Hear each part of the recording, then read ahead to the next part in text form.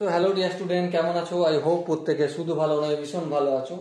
স্ক্রিনের ওপরে একটা প্রশ্ন দেখা যাচ্ছে, তাই না? প্রশ্নটা কি বলেছে, প্রথমে আমরা মন দিয়ে বুঝবো, করবো, তারপর অঙ্কটা করবো। ওকে, কি বলা হয়েছে দেখো, একটি মিশ্র ধাতুতে তামা 10টা তিন আছে। তামা 10টা আছে যথাক্রমে 40%, 45%। তাহলে দেখো তামা কতটা রয়েছে? তামা রয়েছে 40%। 10টা কতটা রয়েছে? 10টা রয়েছে আমাদের 45%। তাহলে তিন কতটা রয়েছে সেটা কি আমরা বলতে পারবি? হ্যাঁ বলতে পারি। 40 আর 45-এ কত হয়? 40 আর 45-এ 85 হয়। তাহলে 100%-এর মধ্যে 85% যদি তামা 10টা হয়, তো তিন থাকবে অবশ্যই 15%। হ্যাঁ ঠিক।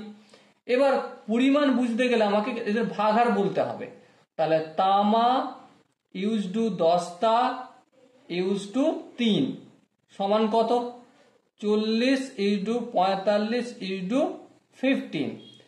40 মানে কি? 40 মানে হচ্ছে 5 আসতে 40 8, 5 9 45, 3 5 15।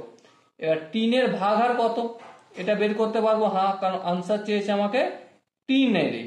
ঠিক আছে, 3-এর ভাগাহার হবে 3/8 প্লাস 9 প্লাস 3।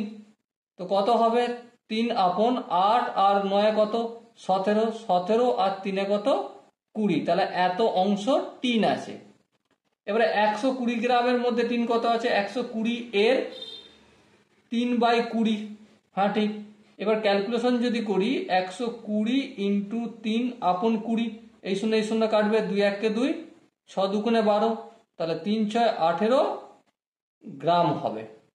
ওকে সরিয়া স্টুডেন্ট, এখানে যে আনসার গুলো রয়েছে তার মধ্যে কোন অপশনটা ঠিক?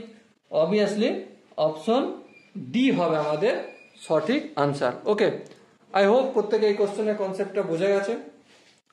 যদি কনসেপ্ট বুঝতে কোনো জায়গায় অসুবিধা থাকে, ডাউট থাকে, কনফিউশন থাকে, কি করতে হবে? কমেন্ট সেকশন তার জন্য রয়েছে, কমেন্ট অবশ্যই জানাতে হবে।